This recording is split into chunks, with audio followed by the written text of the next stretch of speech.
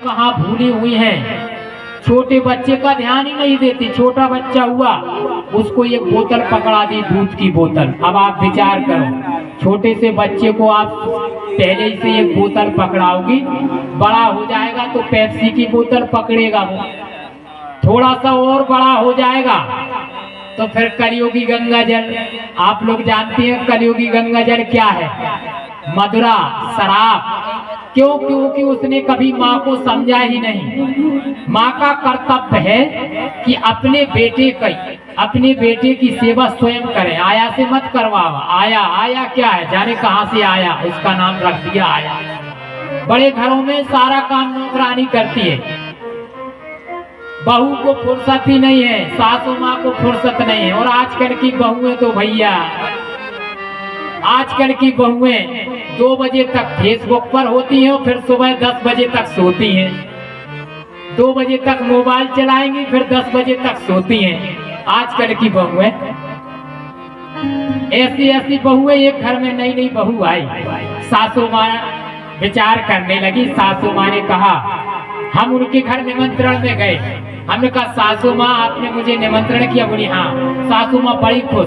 सासू माँ कहने लगी, महाराज जी हमारे घर में चंद्रमुखी आई है, चंद्रमुखी। हमने कहा वाह, बहुत अच्छी बात है। माता जी कहने लगी, मेरी बहू बिल्कुल चंद्रमुखी है। हम दूसरी वर्ष उसी जगह कथा कहने गए। हमने कहा, माता जी कहाँ है वो आपकी चंद्रमुखी?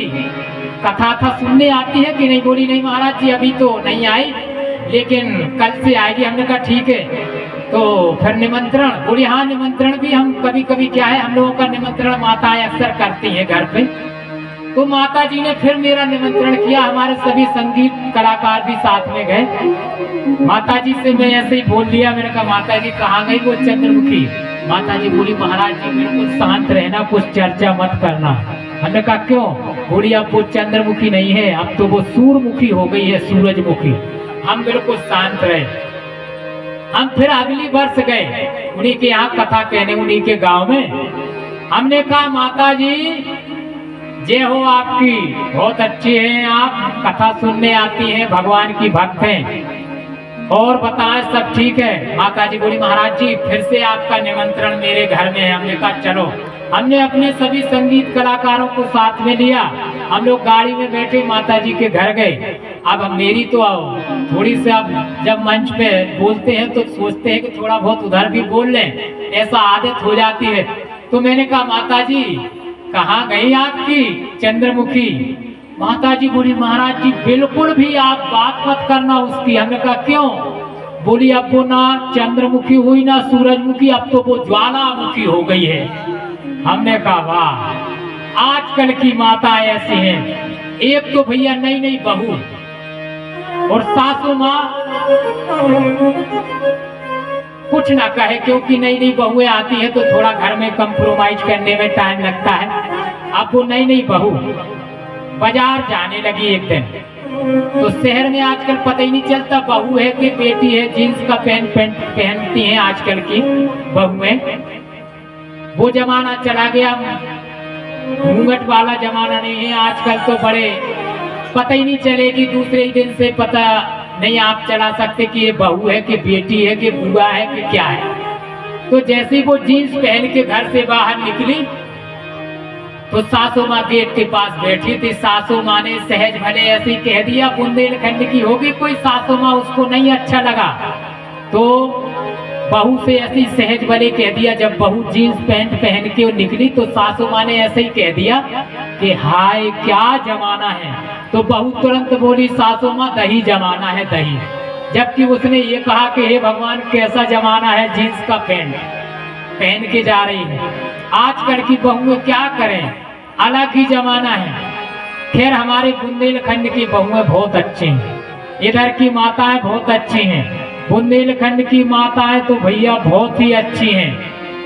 हम जितनी भी तारीफ करें उतनी कम है, लेकिन कहीं कहीं देखने को ऐसा मिलता है, इसलिए कहना पड़ता है। हमारी बुंदेलखंड की तो बहुत अच्छी हैं।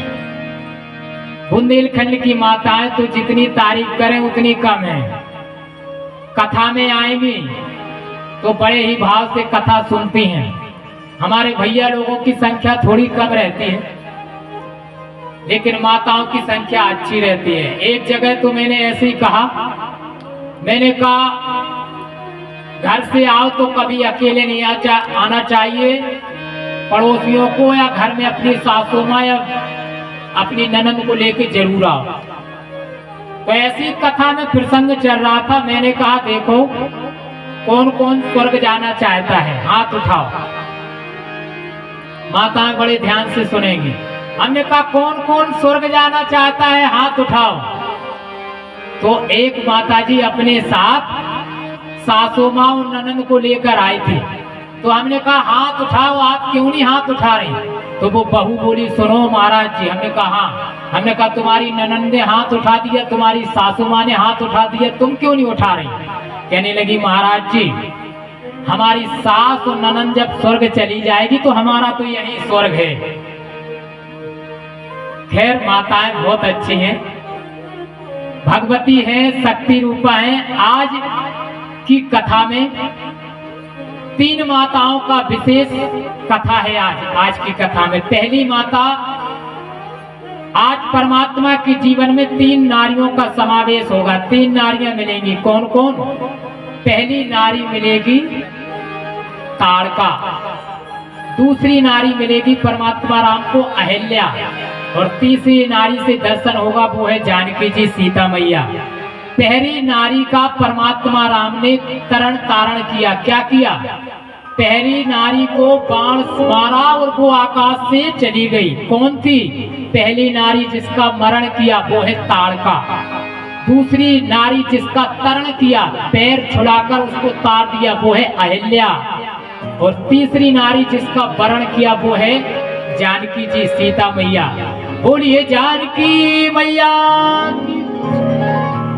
आज परमात्मा राम